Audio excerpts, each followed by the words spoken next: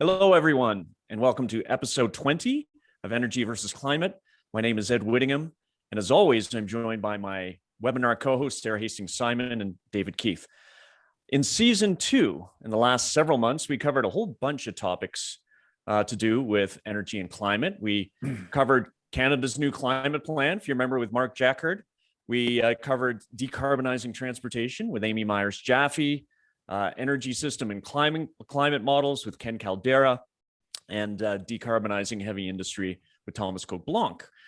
But in each of these episodes, we find that we never cover as many of the questions from our audience as we would have liked. So for this very last episode of season 2, FYI, we'll be back in September 2021 for season 3. We're Back to the future. We don't have a time machine yet, although we're working on it. Later on. We're working on it. We're going to set aside the whole episode just to take questions that you've submitted in advance. So what we did is on social media and through our email registration, we said, hey, give us questions. You gave us questions. We grouped them. We picked themes, and then we've assigned to each of us one of those question themes. And you'll see that contrary to a normal show, we'll be passing the moderator hat around for this one. So we'll go through those questions for however long it takes.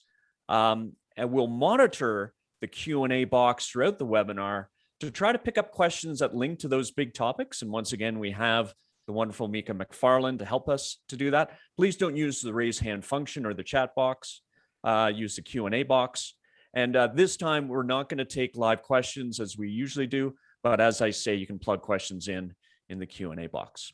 So let's get started. Without any further ado, over to David to moderate this first section.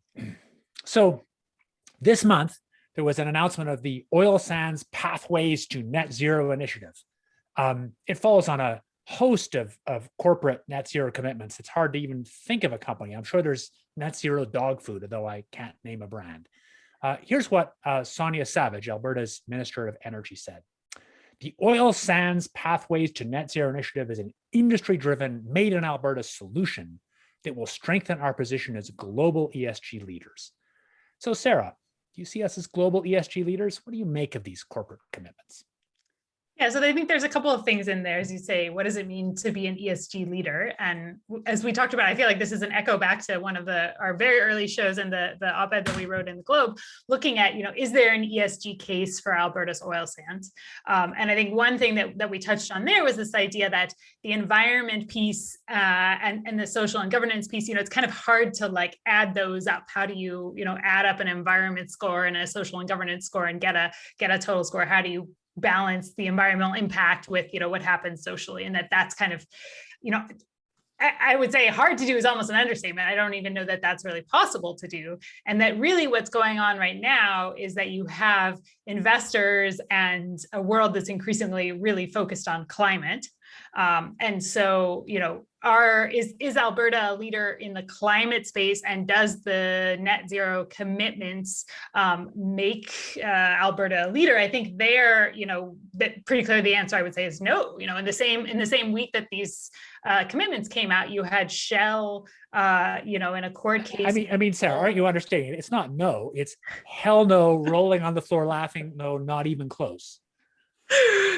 Yeah, I mean, I guess that's fair. I'll borrow your language. But if I poll climate leaders around the world, and serious people, not just the activist fringe, but the people really in the middle of the climate, how many people think Alberta is a leader on low carbon energy or carbon transition? Yeah, I don't think that there's really a case to be made there, right? And you just look at Shell being told by the court in the Netherlands that they need to have a net zero target that includes scope 3, includes the emissions from the products that they produce, and that's not part of the Alberta company's zero emissions target. So I mean, it's really, I think people also sometimes confuse. There's a lot of effort that's been going on within companies to find ways to reduce emissions, and I think that's really true. But that doesn't mean that if you start with a high carbon product, that just because you put a lot of effort in that you're a leader. Ed, over to you. You had something to say about Suncor. Well, I've got a few things to say, but are we a leader? Well, let's just say a net zero commitment these days, it's like table stakes at the ESG table. Like you have to make it. And these days, I think if you have any hope of trying to attract capital to your projects, you have to say, yes, I've got this net zero plan. The irony, and at the risk of sounding like an old fart, is when I was at the Pembina Institute, we published a report in 2006 saying that the oil sands could be carbon neutral by 2020. And we actually ran the cost implications. And basically it came down to a ramp up of CCS and offsets. Now, and the cost ranged on a per barrel basis. It could be, if you're buying crappy offsets, a couple bucks per barrel to upwards of $13, $15 per barrel. We got laughed out of the room at that time. But the bottom line, I think the bottom line remains the same today, that it's hard to produce a low cost, low carbon barrel of oil if your starting point is high cost and high carbon. And that's the starting point right now for many of the oil sands producers. David, one other piece I just wanted to pick out of that quote is the industry driven, right? And I think that's a big important part of this too, is sort of where is the money coming from for these things? If this is something that industry is picking up and going to do in a major way, you know, under the influence of the carbon price and things like that, that's one story. If it's a, you know, here's our plan and we want somebody else to pay for the majority of it, that's a different story. Yeah, I had a friend who joked, he said, you know, this is great. It's a pledge to do good subject to boatloads of public cash. And to be clear, and I disclose, I'm in this business. If you're talking about net zero in the oil sands, you're talking about some ramp up of carbon capture, which is difficult because there's high concentration CO2 streams. There's really low concentration CO2 streams. There's not the infrastructure right now. And to do that, the companies aren't going to get to there just through carbon price alone. They're going to look for a handout. It's a pledge to do good in the distant future. It's like saying, I promise that I'll stop beating my kids, 30 years in the future, but only beating them more. I mean, here's my take on sort of the big picture of these things. I think that the technologies that enable reduction in environmental harm come out of industry in general, and industry is fundamental to doing that. But the idea that industrial commitments, sort of vague commitments absent law, changes what happens, I think history shows no. So we have in the rich world made enormous progress on a host of environmental problems, toxic metals like lead, water pollution, air pollution, global ozone, and all those things. We made huge progress. It's not like we can't clean up the environment in the middle of capitalism. We absolutely can. I would say none of them did voluntary consumer or corporate action play a major role. In all, the fundamental driver of the actual transition, the driver was regulation, but it's not like regulation does it in a vacuum. Regulation does it when there are technologies, and those technologies come out of industry. And so I think these things mean something. They basically mean effectively, we're more okay to be regulated. We're not as upset about being regulated as we used to be. That's really what's being said. And agree. I think, it's all going to come down to regulation. Some of them can be flexible, and carbon pricing.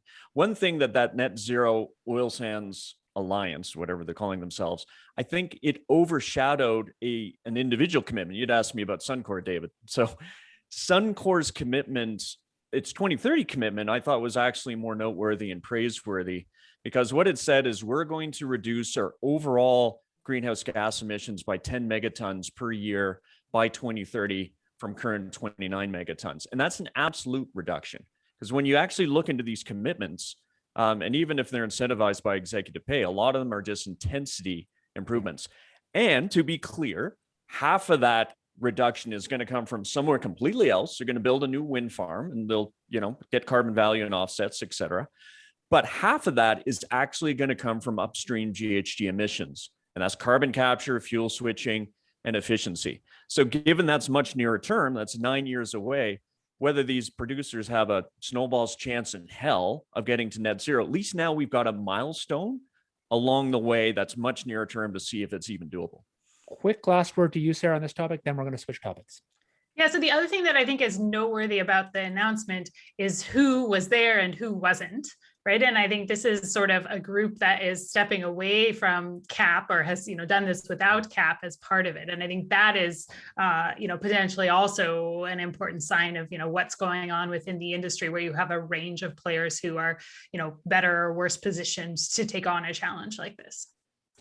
All right, next topic. So we got a whole host of questions. Thank you, audience, very much. And we got lots of questions that were somehow related to CCS or to nuclear power. So we've decided to lump them together. And here's the reason to do that. Think about CCS and nuclear. They both come in really large unit sizes, inherently large unit sizes with high capital cost, big projects. They both have inherently long construction and long permitting times. They're both high capacity factors. That is, they're available most of the time. They run pretty much 724 once you finally built them, or can run 724. They both have relatively low physical land footprint per unit of capacity compared to renewables. They both are things the public is deeply distrustful about, at least some of the public. High levels of public distrust, high levels of debate, especially for CCS, a fear or a view that this is somehow a trick by which the fossil fuel industry is getting out of climate commitments. I often lump them together and call them the big uglies.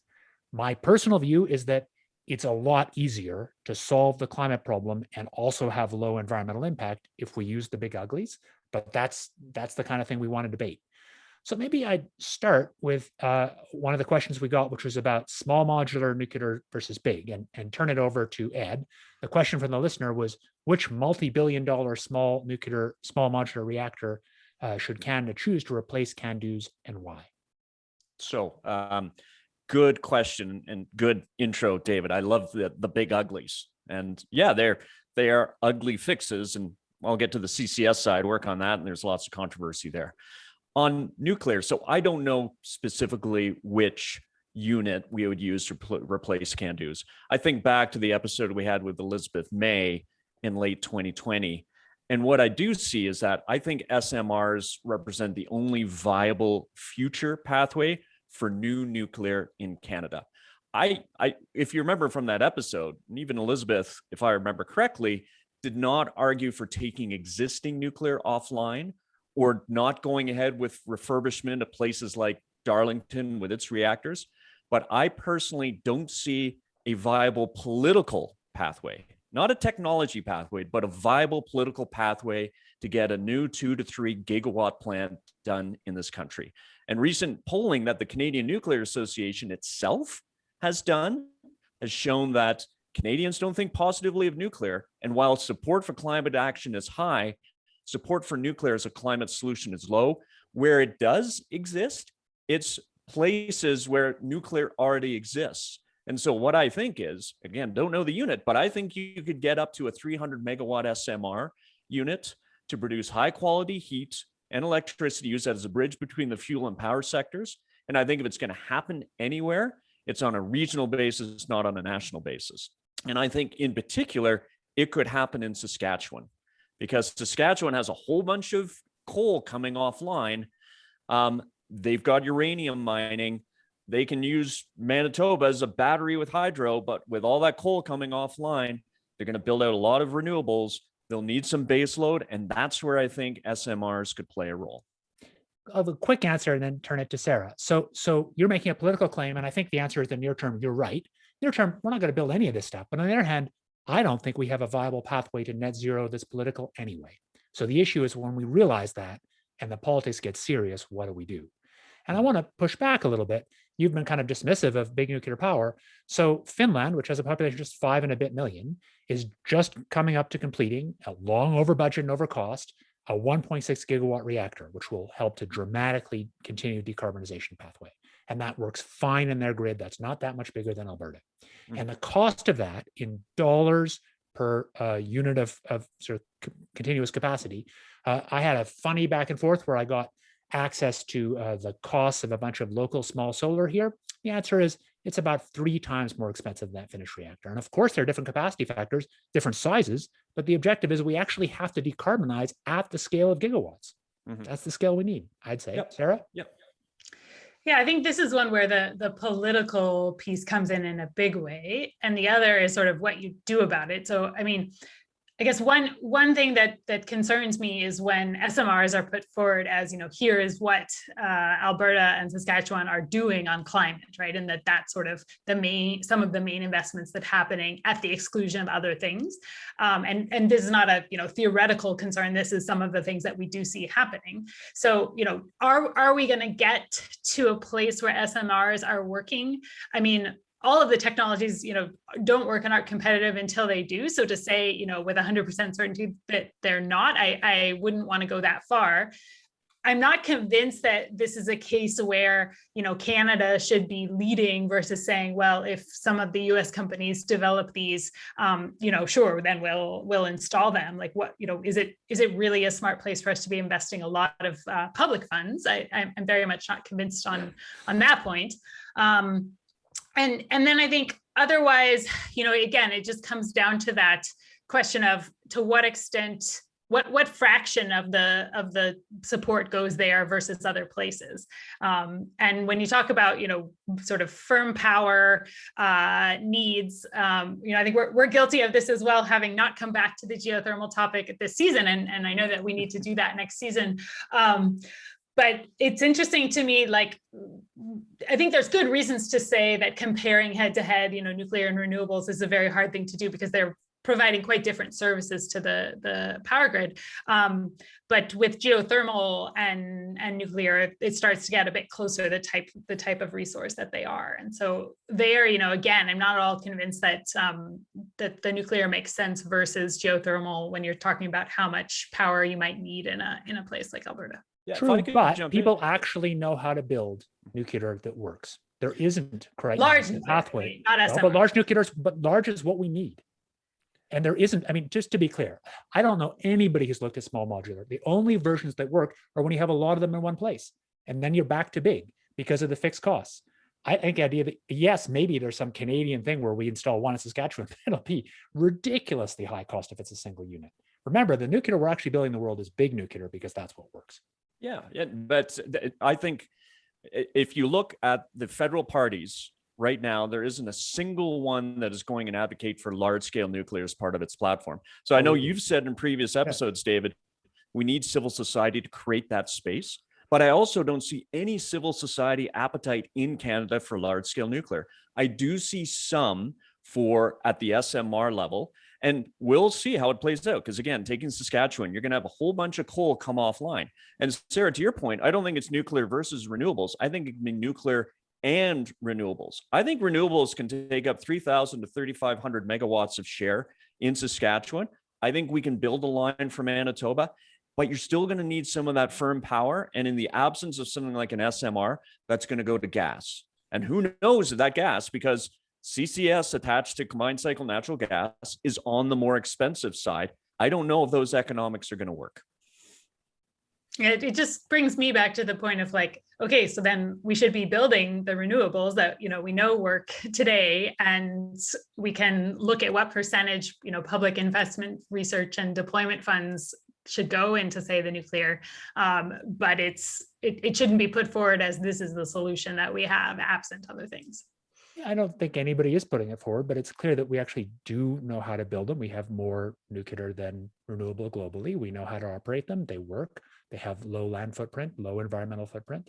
I think it's important for those of us who are advocates for rational decision making to say that. Yes, I agree, it's politically not popular, but there's not a politically popular pathway to get to zero.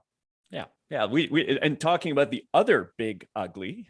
Yeah. So I'm actually, and we just did this show with Sally Benson 2 weeks ago, but I'm bullish on CCUS. We're calling it CCUS now 2.0, and even more so after talking to Sally, because I agree. I think all credible pathways to net zero go through a ramp up of carbon capture. And at the risk, I actually, asked Sally, does she agree? And she said, yes, she agrees. And it has to play a role. And I think the public is going to accept it playing the role. The pushback to CCS, when you have landowners in this part of the world, this part of the country, who are just used to acid gas pipelines crossing their fields, they're used to taking gases out of the subsurface, putting them back in. I think the pushback is going to be a lot less. And if there is really any pushback, there is pushback to a topic that I know, Sarah, we're going to pick up in a moment, and it's links to the oil and gas industry. But we've got a world-class, engineering sector expertise. We got the people who can turn the wrenches, and we have the pore space. And now, actually, we've got good incentives for it to happen in Canada. And we can turn it into beer. I have a fun one. So Emissions Reduction Alberta, which I sit on the board of, has funded a brewery in Alberta that is capturing CO2 from the fermentation process and using that to carbonate the beer. So I think, that clearly has got to have a good future. Sign me up. Sign me up. I support that kind of capture. I do think this evidence, there's a whole bunch of evidence from people who look at public acceptance or hatred of energy technologies and find that so much is based on local experience. So my sense is the idea that CCS is basically kind of like oil and gas technologies, the same underlying hardware used for a different purpose. I feel like that's more likely to be accepted here. Whereas the idea that Ontario builds out another new nuclear in the existing site seems to be quite reasonable. Yeah, I mean, that's a good point. So just before this podcast this morning, I was talking to someone in the UK who was working to get carbon dioxide removal and sort of the non-biological permanent side more firmly on the COP26 agenda, but started in carbon capture. Really, she would be a great guest for a future episode, but really interesting. Like, it's hard to do CCUS in the UK. Just like Shell discovered, it's really hard to do CCUS in the Netherlands, even if this great global behemoth is headquartered there. Whereas, other forms of power like nuclear, would the French accept another nuclear plant? Probably, because they've got such a history around it. Was Germany doing the right thing to take nuclear offline and start combusting lignite as in place of it? Absolutely the wrong thing. Absolutely the wrong thing for the climate. There's no tsunami risk, just about public perception. And so I come back to it. I just don't see the public license for nuclear here in Canada, large scale. I do see the public license for large scale carbon capture. I think that's certainly true in the long run. I think the question is what happens in the short run. I think the question is what happens in the long run, and what happens when we begin to see the environmental footprints and trade-offs of some really large renewables, because I think those matter. And to me, our job is to decarbonize the planet, but to do it in a way that has the minimal environmental and social impacts. And those trade-offs really matter to me. There's lots of ways we could decarbonize the planet. You could do it almost all on biofuels if you wanted to, but it would be gigantic environmental impact of order of or bigger than the climate impact you're trying to solve. All right, Sarah, over to you. All right, so I'll pick up on this CCS thread and come back to something that we didn't have a chance to discuss in detail in our CCS episode, which is EOR, or enhanced oil recovery. And so this is basically using CO2 in a process that is commonly done. So after kind of you get the majority or the first part of the oil out of a well that flows easily, you can use secondary, and then finally these tertiary recovery mechanisms. And so one of them is to pump down a gas like carbon dioxide and to force the oil out. And CCUS, so carbon capture, where the carbon is then used for EOR, is one of the big places that we've seen carbon capture kind of take off to start. And this came up because it was specifically carved out of the recent CCUS funding that was announced by the Liberal government, or the tax exemption. I think Ed will have more of those details. And so the question that we got about that was, if EOR is less environmentally invasive than new green oil facilities, what is the trade-off in downstream emissions? Should we not actually allow EOR CCUS, and should it not be carved out of the support, or what else could be done instead? So I'll turn it over to you, Ed, first on that one. Yeah, great. Thanks, Sarah. And this is another, and lived this in the past several months. It's another example of, what does the data say versus what is the public perception? And to be clear, because we know governments of Canada bureaucrats listen to our podcast, I am not saying in any way go and reverse your decision and scope EOR, CCS to EOR back in. I'm not saying that, but I am saying I think it was a nothing burger. So the question is, can CCS capturing a CO2 waste stream and then using that for enhanced oil recovery, while it's hard to wrap one's mind around, does it result in a net climate benefit or liability? To do that, you have to look at the LCAs that are produced through industry aggregated data and industry averages. It's an imperfect data collection system, but generally you can conclude that capturing CO2 from a point source and then sequestering it underground through EOR will produce fuels that have a net carbon intensity lower than conventional carbon intensity levels. But to be clear, and contrary to what some proponents will say, not dramatically lower. And a lot, and on the depends side, a lot of it depends on your reservoir characteristics, the operator, the strategy that the operator uses. But it can be done, and generally on average, it does result in, on a net basis, lower life cycle carbon intensities. But that ship has sailed, because a bunch of my former colleagues, and I understand their concerns, wrote and said, this is a bad thing. It's going to result in new fields being developed, and we need to shut that oil in. And this is, making a very simplistic argument. And my counter is, I think we could use it to get carbon capture going. We've got the Alberta Carbon Trunk Line that is underused right now, and it's set up specifically for EOR. I think a keep it in the ground campaign doesn't work on a reservoir by reservoir basis, and it's dictated by global supply demand economics. And it would have helped to get carbon capture going more as a technology. That ship has sailed, and as I say, I'm not trying to reverse it, but overall, on a climate basis, I see it as a nothing burger. All right, so nothing burger. David, how do you feel about that burger? I don't agree with Ed. I think this was a major fumble by the CCS advocates over 15 years. So when I first got involved in CCS with Dave Hawkins, who was one of the, helped to write the Clean Air Act under Carter and was a leader of NRDC's, Natural Resource Defense Council's climate effort, we were focusing on CCS for electricity. And the idea is that was a clean environmental win. EOR, to be clear, context is important. There's a long history of EOR in the Permian field in the US, now about 50 million tons a year. That CO2 originally came from CO2 wells, like the Sheep Mountain, but via the Sheep Mountain pipeline. That's the history.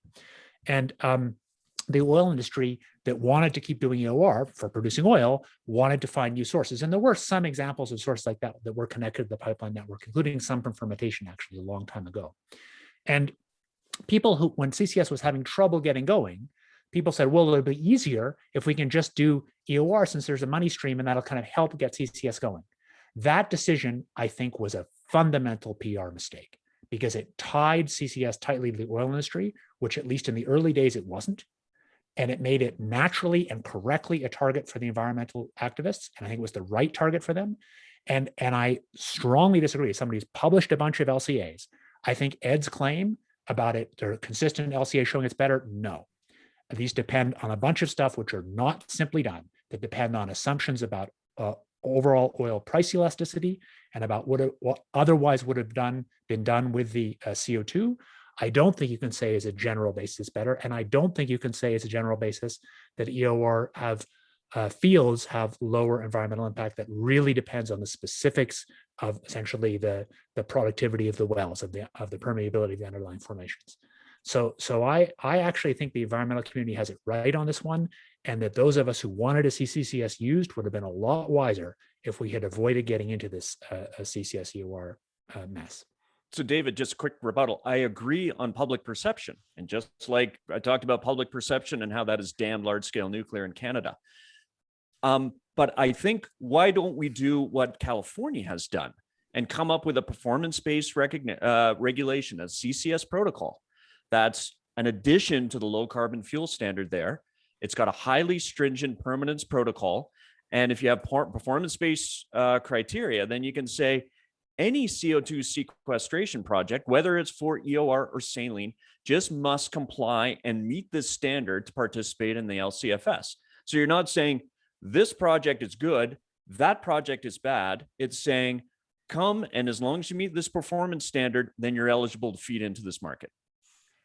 So Ed, just to pick up on that, I think that there's a way to do something like that, which leaves you or doesn't force you to confront the EOR problem or not, right? And so that would be to say, if what you're trying to do with CCS support is deal with the fact that the carbon price that is, supposed to rise to $170 a ton by 2023, that there is some uncertainty with that, and that price is not, that price rise is not bankable. You could, rather than trying to get around it by creating this CCS specific incentive, look at ways to actually bring that certainty forwards. And so people have proposed, different ways to do this. There was a piece that came out recently by Blake Schaefer and Dale Bugan that pointed to one example with the Canada Infrastructure Bank. And so basically what you're trying to do is say, similar to the argument for some kind of CCUS tax incentive, which is that, okay, the market, doesn't trust that the price is going that high, and so we can't use that future price to construct projects today. But if there was an insurance program that came and the government actually acted as an insurer and said, okay, I promise that I will pay you $170 a ton by 2030 for your CO2, whether or not the carbon price is in place, that addresses that challenge.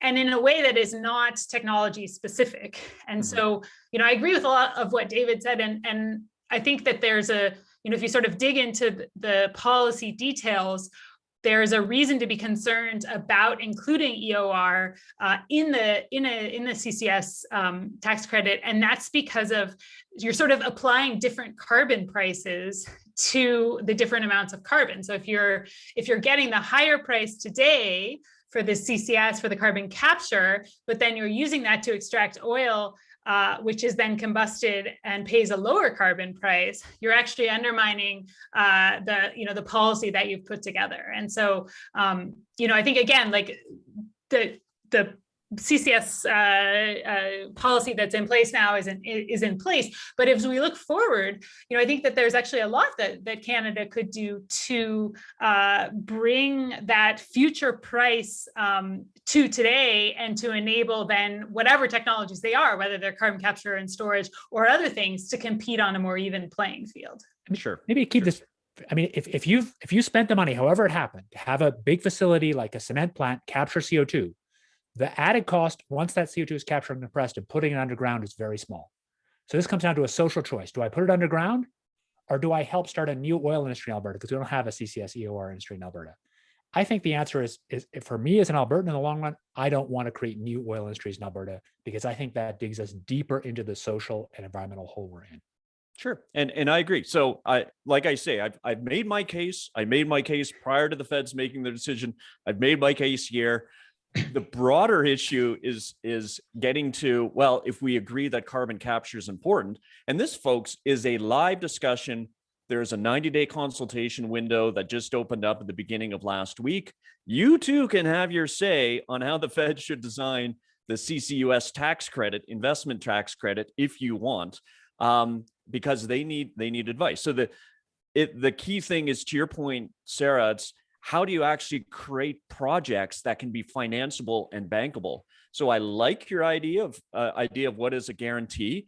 When I talk to industry, what they say is anything that is pledged that far out that has political risk attached to it, like the $170 carbon price, that makes it very difficult for us to finance these capital intensive projects. The beauty about the tax credit is it has support from the two major parties in Ottawa right now who have a chance of forming a government, and especially if there is an election this fall, as we expect. So that for them has much greater political certainty attached to it, and therefore it makes the tax credit more resilient, and therefore projects more bankable.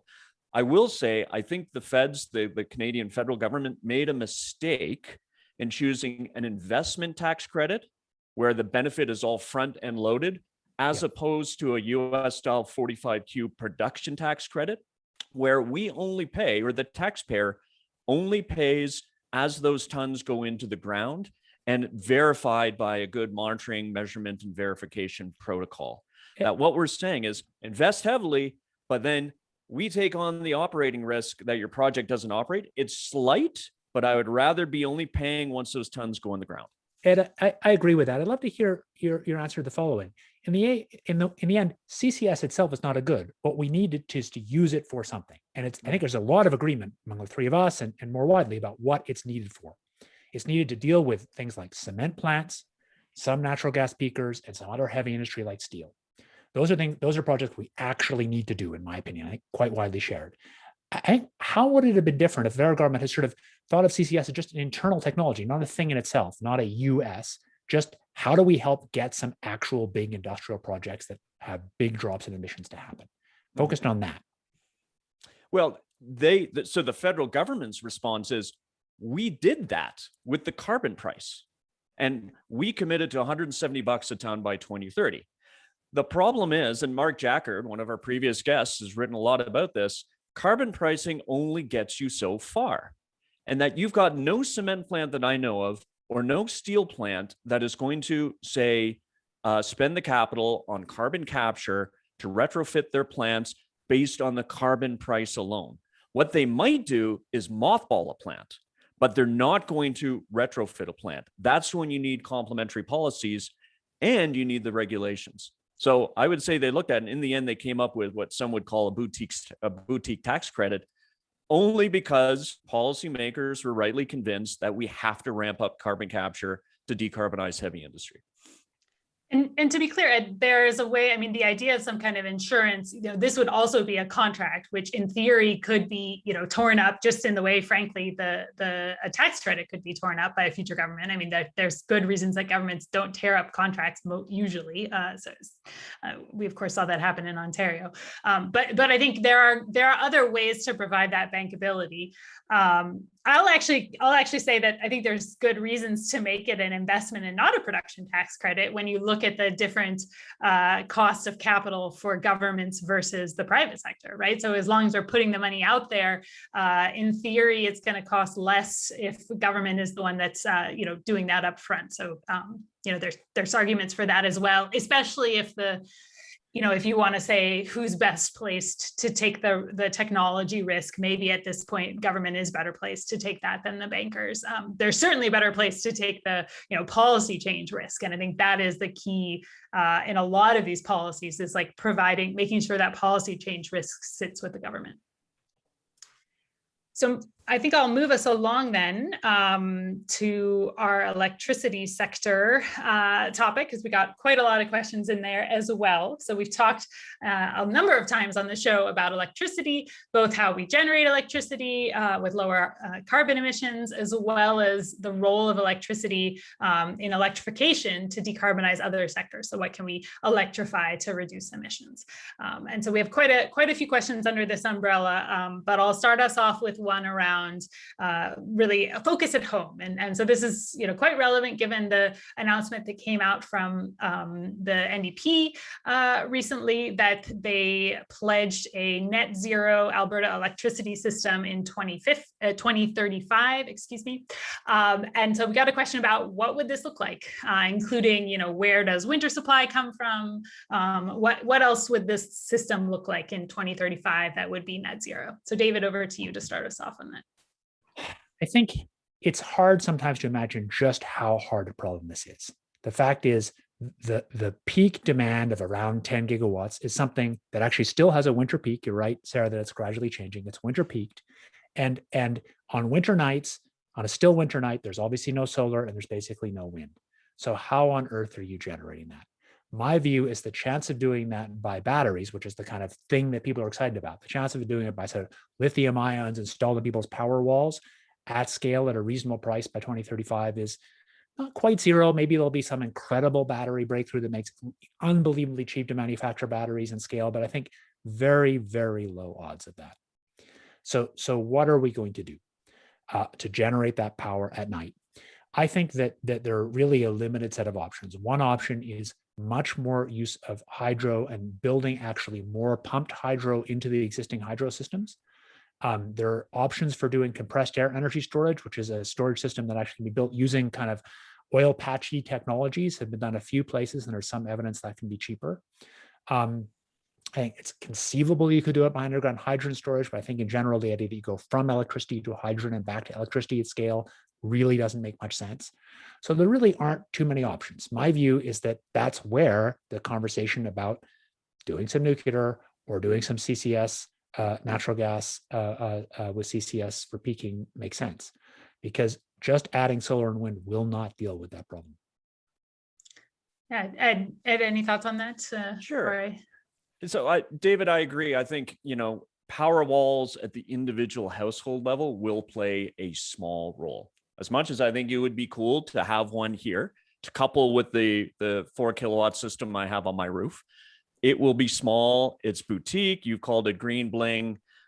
People may want to go ahead and do that anyway for a whole bunch of reasons. I think storage, and more than just hydro and pumped hydro and compressed air, I think battery storage could play a significant role coupled with some of the big solar projects that we're seeing going ahead. Now, I will say right now, it's tough with economics to make that work and make your projects bankable or financeable, like we were talking about CCS earlier. But look at just a few years ago with pure solar projects in the province. No one had thought you could go ahead and build a 465 megawatt project like the Traverse Solar project on an unsubsidized basis. And now it has achieved final investment decision. It's going ahead on an unsubsidized basis without, and by that, to be clear, it's getting some of the carbon value that it is afforded under the TIER program, but it's not getting governments to write a check saying, here's 10% of your capital costs, we'll offset that. And I think the costs, the economics on storage could come down in a similar way. To get there, it did take government incentive. There is a great wind power production incentive in the 2000s that really helped large scale wind to get a hold.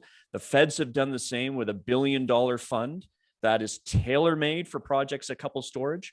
I think we'll be getting there in a few years as well on an unsubsidized basis once we just cross through this next tranche of getting our costs down. So I don't want to overclaim my own publications and effort, but I really don't buy this. So I think batteries there's some intrinsic reasons. So I agree about the incredible rate of learning in solar and wind, but batteries have a particular ratio of peak power to stored energy that is deep in the chemistry and physics of the way batteries are made. And it's not like we're a little ways away. Batteries for diurnal, day-to-day storage in some places are quite not that far from being economic. But batteries for seasonal are of order 1 or 2 orders of magnitude away. And even people I know who are the leading developers of batteries don't really see them playing in that role. So you say it's a little bit hard, but it's I think there really is a difference. So 10 years ago, we could see what wind was doing. We could begin to see what solar was doing. It wasn't crazy to imagine 0.5 gigawatt scale projects. But I think it's easy to say, oh, everything just gets cheaper. Well, no, I think there are reasonable things one can foresee based on the economics and chemistry and physics of the way these things work that make it pretty unlikely that batteries are going to be the thing that manages the seasonal storage problem.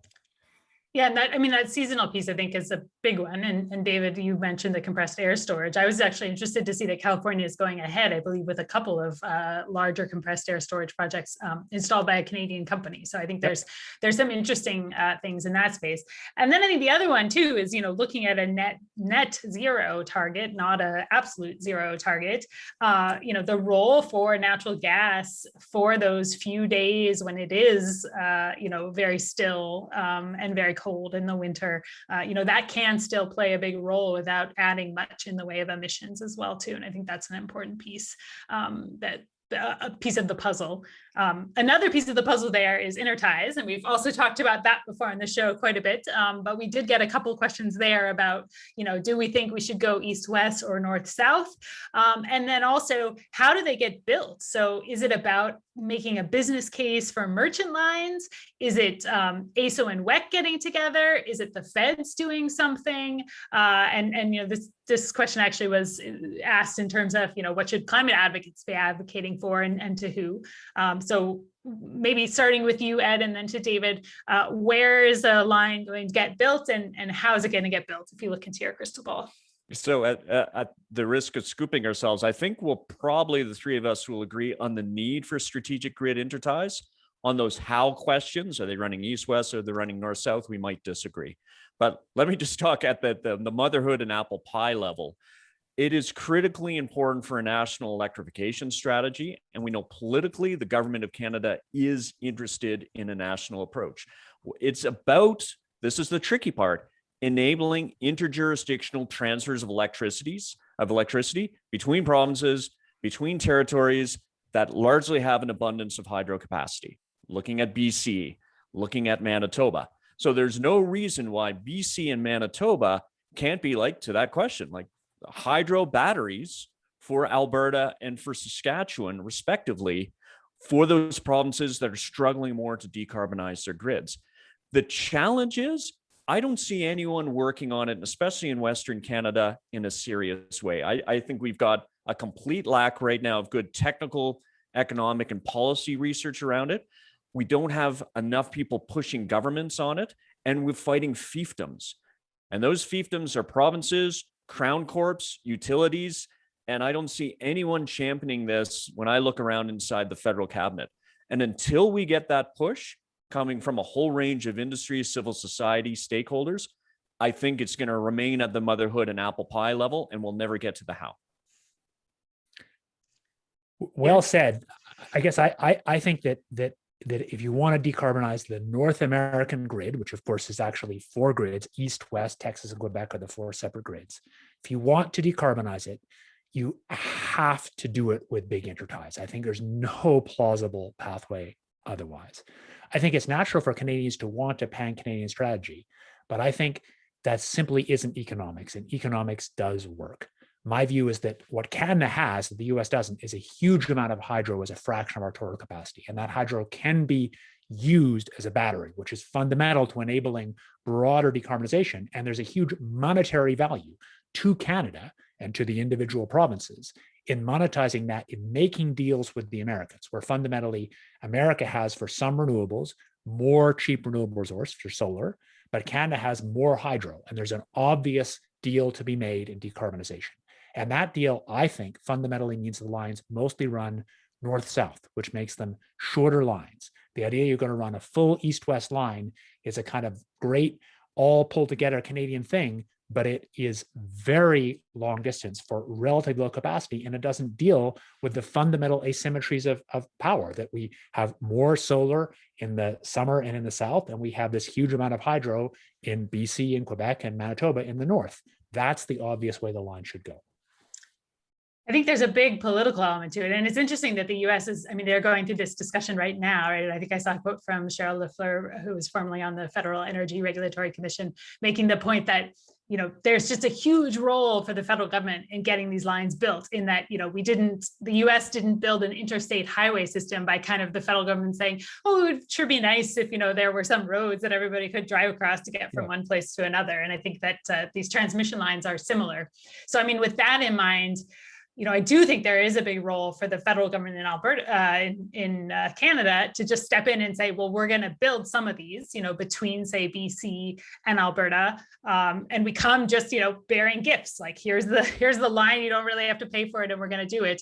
And then that is linked together with some of the north-south lines, say, coming down through BC into WEC as well. So maybe I'm sort of splitting the difference between those two. But it's yeah, I think really a heavy federal hand, and, you know, somebody like the Infrastructure Bank does, in theory, have money to do this. So, like, let's, you know, I guess we should all get on the phone and tell the Infrastructure Bank that that's what we want to see maybe going forward. But the problem is the Infrastructure Bank isn't always welcome.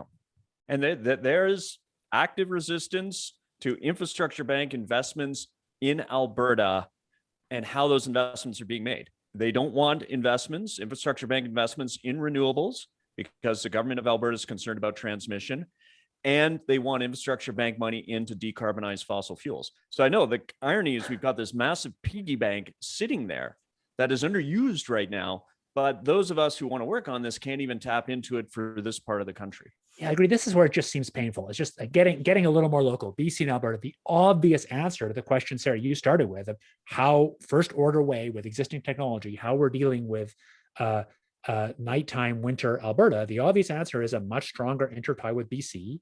So we're giving them wind when we got access wind, and we're getting it back time shifted from hydro. That's the obvious deal. Agreed.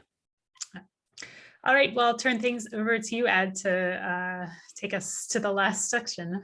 Thank you. Thank you. This has been fun. So this last question is a blue sky question. And Sarah, maybe I'll go to you first. So imagine that you are suddenly anointed energy versus climate czar. And by energy versus climate czar, you can do anything. You have absolute power in, let's draw a geographic boundary around it, in Canada, to get us on track to our net zero commitments. What would you do? Well, first, I guess I would bask in my ultimate power as energy dictator. Would you still be our friends if you're? Yeah, I don't know. I guess I would get a lot of calls from people saying you should do this, you should do that. It would be fun. I think the answer to what I would do is I would do a lot of things, right? And I think that's maybe one of the common themes that comes through our show. I mean, I guess the one that we just talked about, I would certainly build some inner ties.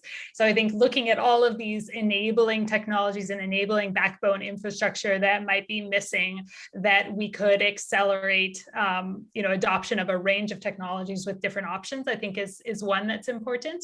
I would certainly also look at, how do we find, I thought it was interesting, the IEA net zero report that I don't think we've talked much about, but one of the things that was in there was a number of behavioral changes that the IEA sees as important in the shift to net zero. And I think when we hear about behavioral changes, people often feel kind of I don't want anyone to tell me how to live my life and what to do. But I think the key to unlocking a lot of those behavioral changes is finding ways for people to do things that take less energy and also make their life better, right? And so I think, you hear that a lot when people talk about building net zero homes that are more comfortable because you don't have this super hot or super cold air blowing in your face. Certainly looking at a range of transportation options and matching transportation needs to the, what you're trying to do. So, driving an enormous truck a mile, a kilometer, 2 kilometers to the grocery store when you could be taking an e-bike instead, the latter might be lower emissions and might also make you happier. And so I think another thing that I would do is really, maybe I would create an office of lifestyle changes or something that looks for ways to match what we need to do with what is going to make people's lives better. And in general, just I think starting from the perspective that there are a lot of sort of entrenched ways of doing things within our energy system that may not necessarily be the best, but that align with the incentives that we have in place, and looking at those. Great. Now let's hear from David, but I will say the Office of Lifestyle Changes sounds like a conservative nightmare. No. It's exactly what they want, is to have that, because it'll be red meat that allows them to win the next election. There you go. I gotta give them a better name. Yeah. The Office of Making People Happier and enabling them to make choices, right? Because I think that's the other thing happiness. Is our chocolate rations have us. gone up. Chocolate rations have gone up again, folks. David, what do you think? Nobody wants me as czar. That's pretty clear. It's a good thing we're not actually politicians. I mean, it's actually interesting to ask me that question this morning, because I got an email this morning related to people at the very top of the US administration realizing that they don't have a coherent plan and they need some small group of people who can more rationally get to a net zero plan, because they just don't have the kind of science advice they need. And I want to pick up there. I think it's easy to bash politicians, and they deserve lots of bashing.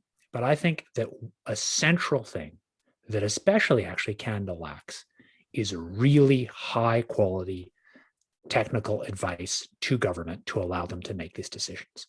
So, and I think there are specific methods we could use to do that. So as you've heard a bunch on our debates in the show, I think Sara and I broadly agree that in a small country like Canada, some real industrial policy makes sense.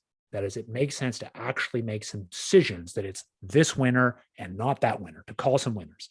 But it only makes sense to call winners if you have a really robust, independent process to make those decisions. It doesn't make sense to call winners in this kind of very politicized system we have now with comparatively weak analytical advice flowing into the political decisions. So I think if you're really going to do it, you need to think about a quite new kind of entity for really high quality technical advice. There are reasons that current academia really doesn't do good energy advice. It's people publish papers in this academic mode, but they often don't have access to the core consulting information that tells them what thing really costs. The key thing to know in making energy decisions is what are the actual costs now and the near-term expectations of costs. And then you need kind of energy and economic modeling to look at the trade-offs between things. Building those models isn't that hard, but they only are as good as the information going into them. And you need really high quality cost data going into them. I think you can imagine a system, and I think you'd want to have it decentralized a little bit. You can imagine a system that does that in a way that has really top people with a well-organized system that produces answers to specific questions that politicians can use in making these decisions. And I think that's the only pathway I see in a democracy to really allowing to do this. And you need some somewhat political firewall between this advisory thing and what the politicians actually do. But in the end, if we are remotely serious about decarbonizing by 2035 or 2040, which we are not now, you need a level of hard decisions that we are not seeing. And you need an advisory process of the kind we've had decades and decades ago, but not now, that allows that to be politically credible. Yeah. Well, it's interesting you say that. If I could pick up on that one, David, because we actually have had that twice in Canada. We've had the National Roundtable, NRT on the environment and the economy. And so I know it was imperfect. More recently, the Fed set aside $25 million and used that as a catalyst to found the Canadian Institute for Climate Choices, which is soon to be headed up my old friend Rick Smith. And it's supposed to give that impartial outside advice with the firewall set up. The problem with these functions is even then it's got, set up by federal funding. Yeah. It struggles to get attention with policymakers. And the moment it comes out with something that smacks of any kind of criticism of government, then government stop listening. And it becomes just another bunch out there and lumped together. And no offense to my CICC friends, but that's the problem with the model. What I like, and if I were energy czar, first I'd build a time machine and I'd work with my physicist friends to build one. We said we were working on one. Sarah and I are actually going to work on that late this summer. Yeah, well, I'm sure we'll get that along with the teleportation too. That's good. I'll walk around with a lab coat and a clipboard, and then I'll provide the beer at the end. But we should have been implementing serious policy decades ago. So the time machine could help us reverse that. But I really think, and to your point about real industrial policy makes sense. So I agree. So you can include me in that group of supporters, but I think we should really focus on what matters. And I'll actually give a shout out to Bill Gates in his book, because his book was about that. And it came from good advice and from folks like you and Ken Caldera, David. But how do we get electricity? How do we get around? How do we stay cool? How do we stay warm? How do we make steel, cement, and plastics? How do we grow things? Focus on that. And then frankly, let the other tune out the rest of the bits. And so I would disagree with your point, Sarah, because on the lifestyle changes, there's this expression, if we all do a little, it adds up to a lot. And at the risk of infuriating a good friend of mine who just may be listening to this after the fact, I say if we all do a little, it adds up to a little. It doesn't make a difference. Just focus on those big hammers. Yeah, so actually on that one, Ed, I don't disagree with you. And I think it's really about, much like the climate challenge in other areas, it's about what is the systemic change that you need to enable individuals to make different choices, right? So there is a small group of people who are going to, go to great lengths to change their consumption patterns. But for most people, it's about what's easily available, right? And so it's what are the changes that we make to the regulations that sort of direct companies to produce products that sort of meet our climate goals. So things like, extended producer responsibility, for example, where it's not about getting every single person to think about how much trash they're individually generating, but changing the underlying system so that it becomes easier to change their footprint. Just a few words on, I think, the distinction between the roundtable process you mentioned, which I think is really important, and the kind of thing I'm talking about. The roundtable process is basically about bringing senior representatives of different stakeholder groups together to talk. That's an important thing, but is different from an analytical core. I'm talking about something where you hire like 15 or 20 people who are some of the best energy analysts around. You want to hire them full time. You got to pay them several $100K a year to get people like that. And you need to give them a budget to do some consulting, because in each little industry I find, like whether it's cement or some little bit of CCS or something, there's some guy or gal who's like really knows where the body's buried, who has a multi-client consulting shop, who really knows what stuff costs. You got to be able to, those people won't give you that information for free. You got to pay them. And you need to have a structure to do that. And that kind of structure that actually does the modeling is key. And just bring people together doesn't do it. If you'll give me a second, there's two places I've seen different versions of this in the US. So the US has the National Academy process, which is still more like representative. A bunch of big shots come together, they're experts, we talk a little, we make something, but we don't do new analysis. The US has a really interesting, mostly secret, most highly classified process called JASON. I've been invited to a JASON meeting, it's really fascinating.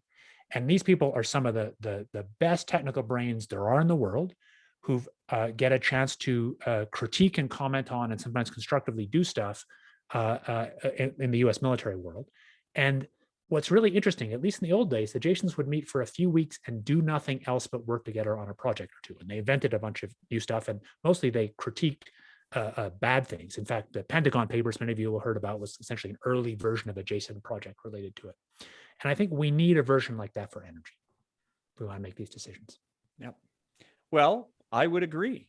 And maybe on that note, we can wrap up. So we're at time. This has been fun. And we're at the end of season 2.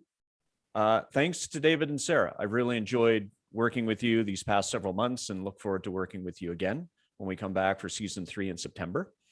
A reminder to everyone that this episode is available at energyversusclimate.com for reviewing, or you can download it as a podcast, Apple Podcasts, Stitcher, Spotify, wherever you listen.